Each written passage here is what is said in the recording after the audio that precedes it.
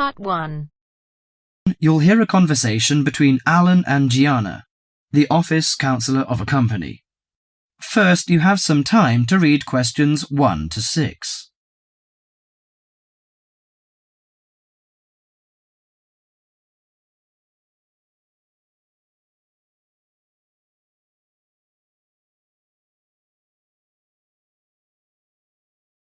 Now listen to the conversation and answer questions 1 to 6. What's up, Gianna? You look like you're in bad shape. Yes, maybe I'll get sick leave from the boss and finally catch up on some sleep. I've barely eaten and slept in days. Those are warning signs of occupational stress. How are things at work? Terrible. After all the layoffs lately, the workload is totally overwhelming for everyone that's left. So I spend every waking moment in the office.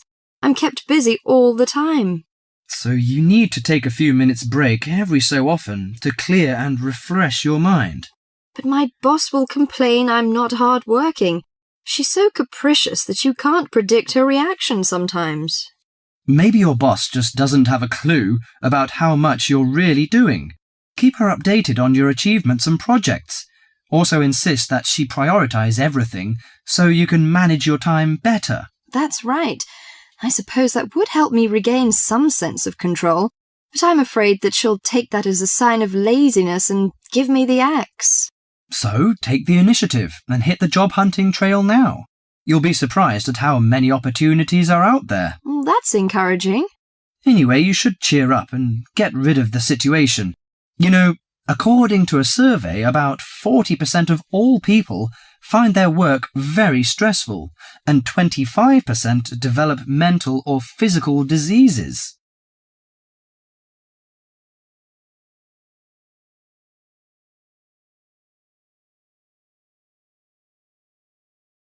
Before you hear the rest of the conversation, you have some time to look at questions 7 to 10.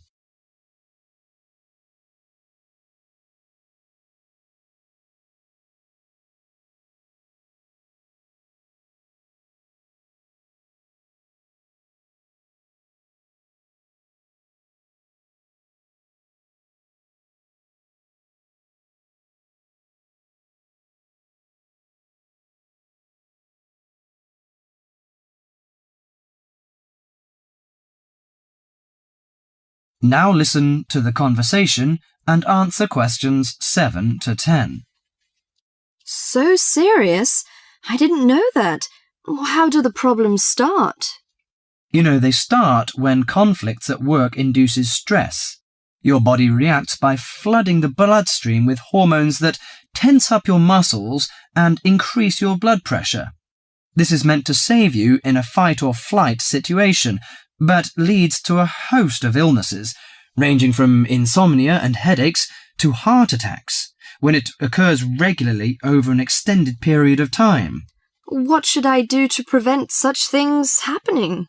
Well, most occupational stress is attributed to a recognized lack of control. You should act in advance to relieve the problems. For example, you should actively pursue career opportunities rather than quietly worry about getting fired. Of course, you can't control everything, so you need to help your mind and body cope. Keep a journal to release your frustrations, take short walks to calm down, or if necessary, simply take a mental health day. That is the end of Part 1. You now have half a minute to check your answers.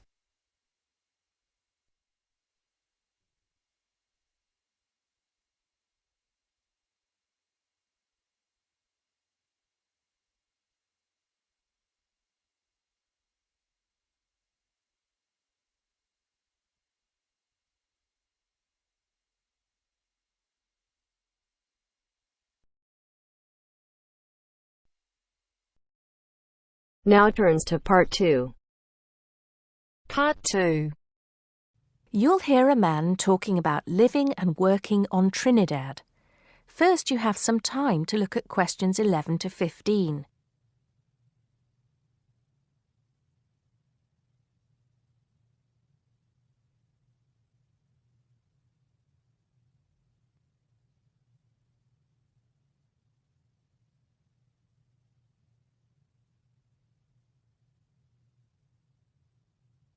Now listen carefully and answer questions 11 to 15. Hi, I'm Steve Pinfold, and I'm here today to tell you about my gap year, which I took about 20 years ago. Unlike many students these days who go travelling or get some work experience between school and university, I decided to do something completely different after finishing my degree. I applied to work for a charity organisation. What it does is it sends people with particular skills to countries where those skills are needed. Apart from having some experience teaching English to summer school students, I didn't have any particularly useful skills, I thought, but luckily I was still accepted. I had to find the money for the flight, but you get free accommodation. I stayed with a family of 5. And you do get paid, but not much. It's a bit like pocket money, enough to get by. I worked in an orphanage and taught English at a local school. Where was I? Well, originally I was going to be sent to a village in India, but at the last minute the organisation decided to send me to Trinidad. Now, this is a fascinating place. It's an island in the Caribbean. Well, in fact, the country is actually 2 islands. The smaller one is called Tobago, which is connected somehow to the word tobacco. Anyway, there I was, a young white guy living and working on an island which is mostly a mixture of descendants from Africa and India. The Africans were originally brought over as slaves, and the Indians came later as indentured workers. That means they agreed to come for a specific time, but many of them stayed. There are also some Trinidadians of Chinese and British origin, though the native inhabitants were basically wiped out by colonialization. I myself felt completely accepted and had the time of my life. The language everyone speaks is English, so there was no problem for me there, but some concepts don't quite translate. They're pure Trinidadian. There's the term liming, for example, which means sitting around watching the world go by. Also, there's the famous carnival, when the whole island is taken up in playing mass. For a whole month, around February or March, it depends when Easter is, everyone's busy preparing costumes, practicing calypsos, soca and steel pan music, and most importantly, partying. Before you hear the rest of the talk, you have some time to look at questions 16 to 20.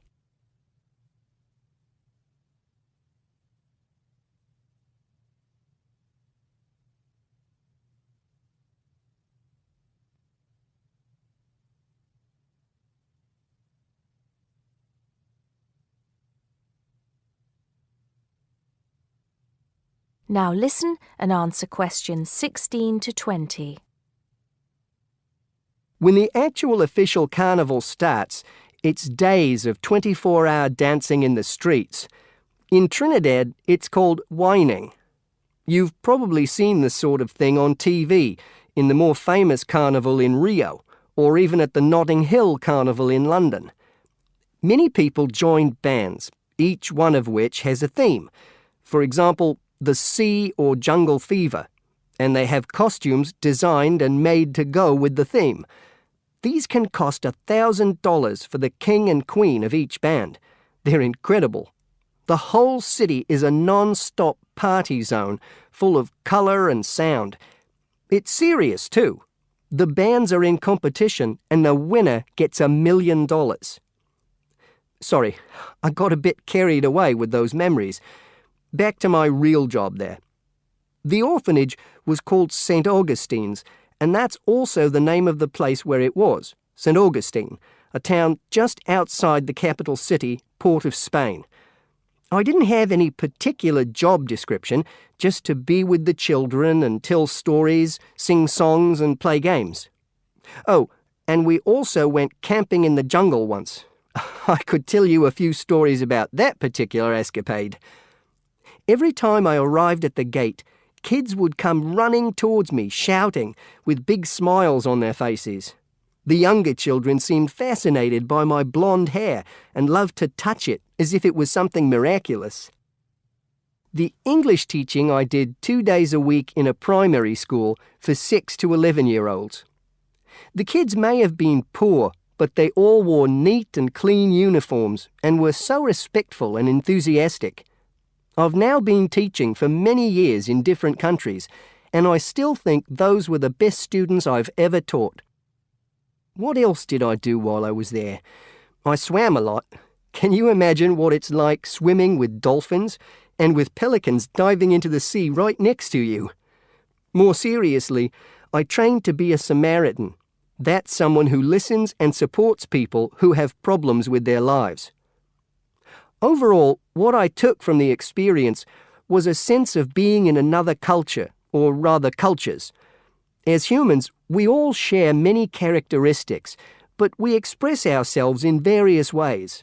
In Trinidad, there are lots of different communities and religions, and so many different kinds of festival to see. Hindu, Muslim, Christian, as well as some rather mysterious African traditions. There are quite a few Rastafarians too. Trinidad is, as Americans are fond of saying of their own country, a melting pot where everybody is greeted warmly. Go and see for yourself.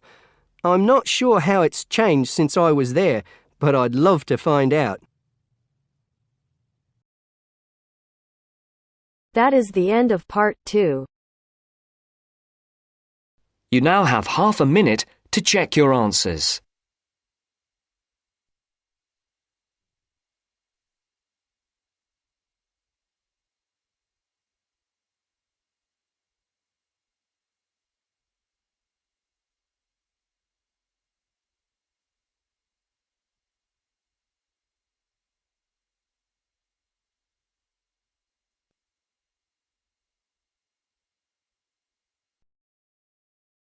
Now turns to part 3.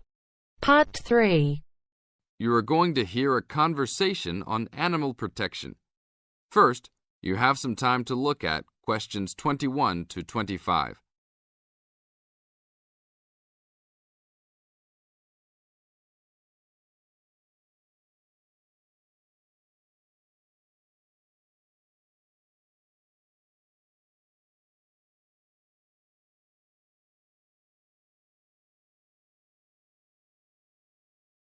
Now listen to the tape and answer the questions. Thanks for joining us today, Mike. How did Baja California become a consideration for a condor release? Our recovery plan for California condors requires us to re-establish the birds in as much as their former range as possible. Baja, being the southernmost recent range for the California condor, works well in that they were only recently lost from the area, mid-1930s, and considerable habitat still remains. It is very isolated with very few people in the area. The mountains are spectacular, ranging up to 10,000 feet, or 3,000 meters. Our selected release site is at nearly 8,000 feet, 2,400 meters. Mike, how many birds do you envision flying free in this area, Baja, in the future? We will be releasing 4 to 8 birds on a yearly basis and will reconsider the situation when we have 20 birds in the area. What age do the birds have to be before moving them? That's a good question. Typically, we move them at 8 months to 18 months old. Birds are ready to fledge, or leave, from the nest at 6 to 7 months of age. In our current release group in Baja, we have birds as old as 30 months. It will be interesting to see how they behave. I expect that they will want to range more than younger birds and make it challenging for us to keep up. Is there a maximum number of birds a certain area can support?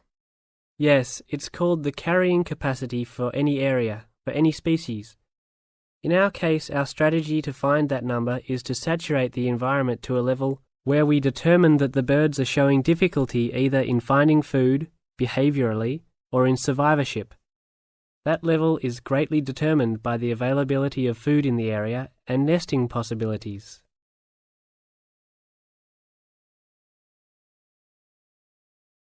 Now look at questions 26 to 30.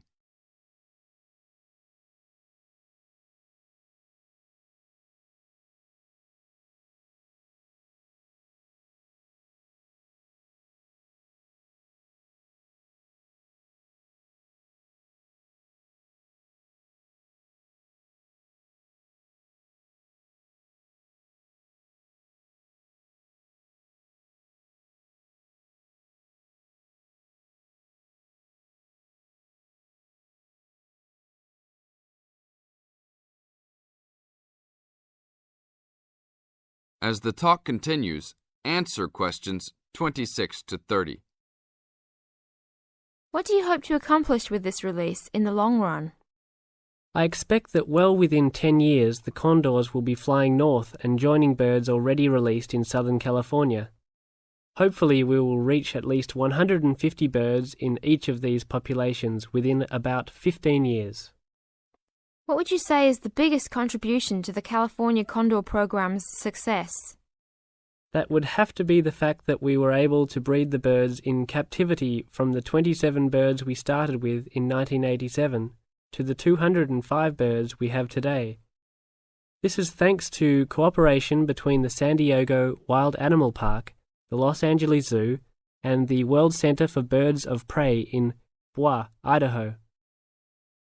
Are there any problems keeping track of and protecting your released animals outside of the US? Nope.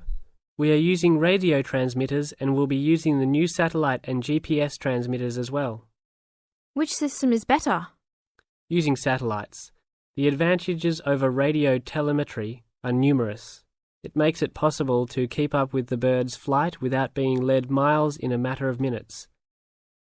It took the young condor only a week to migrate across the state, and with just radio telemetry, poor weather can keep a plane grounded, and not all roads are accessible to track them on ground. New technology will allow one to be able to track birds that are not accessible by plane. Also, it is a new way to gauge the effectiveness of reintroduction. How so? If a condor transmitter works properly, researchers will get a location every 10 days for about 2 years. Do you see an end in sight for the need to breed condors in captivity? Yes, that would be great. But it will take a while for us to establish the two wild populations and make sure that they are sustainable. Part of our recovery is to maintain a captive flock of 150 birds in various zoos around the country as a safety net for the future.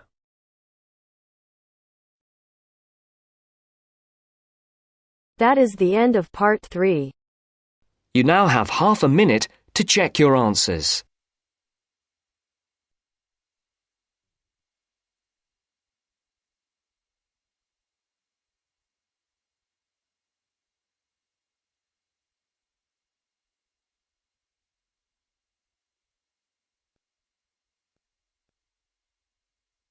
Now turns to part 4. Part 4.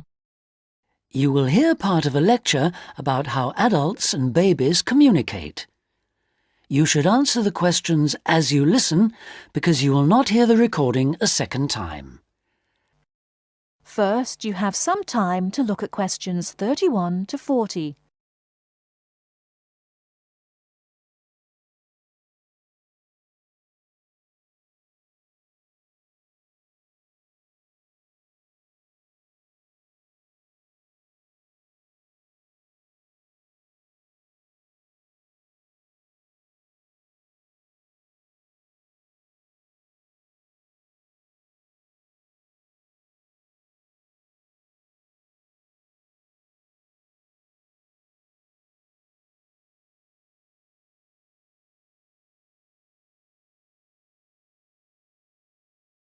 Now listen carefully and answer questions 31 to 40.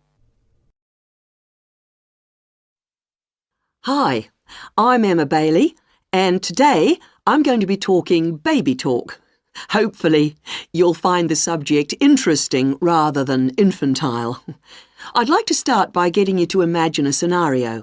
You're in an office or at a family gathering when a mother comes in with her young baby. Like everyone else, you want to see the mother and baby, and you probably want to talk to the baby. How do you do this? What kind of language do you use? Recent research has shown that adults all talk to babies in similar ways. They repeat phrases over and over again in a high-pitched sing-song voice with long vowel sounds. And if they ask questions, they exaggerate their intonation. Researchers have discovered that this kind of language, which they have called motherese, is used by adults all over the world when they talk to babies. And according to a new theory, motherese forms a kind of framework for the development of language in children. This baby talk, so the theory goes, itself originated as a response to another aspect of human evolution, walking upright. In contrast to other primates, humans give birth to babies that are relatively undeveloped. So, whereas a baby chimpanzee can hold on to its four-legged mother and ride along on her back shortly after birth, helpless human babies have to be held and carried everywhere by their upright mothers. Having to hold on to an infant constantly would have made it more difficult for the mother to gather food. In this situation, researchers suggest, human mothers began putting their babies down beside them while gathering food. To pacify an infant distressed by this separation, the mother would talk to her offspring and continue her search for food. This remote communication system could have marked the start of motherese. As mothers increasingly relied on their voices to control the emotions of their babies and later the actions of their mobile juveniles, words emerged from the jumble of sounds and became conventionalized across human communities, ultimately producing language.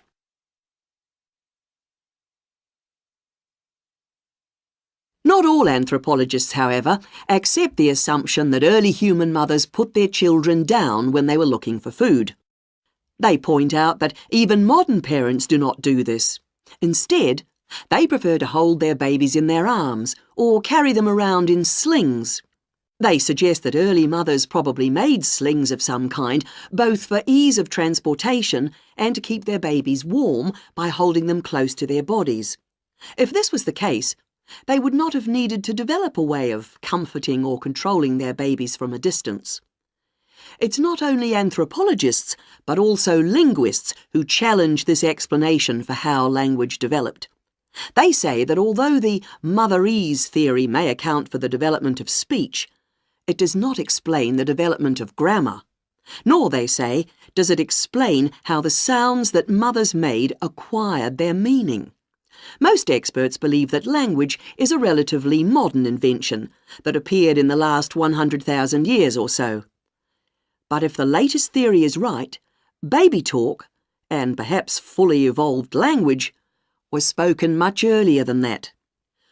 We know that humans were walking upright 1.5 million years ago. This means that mothers may have been putting their babies down at this time and communicating with them in motherese.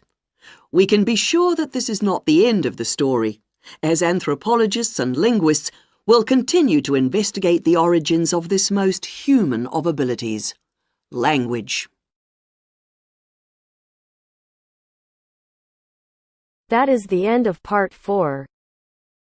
You now have half a minute to check your answers.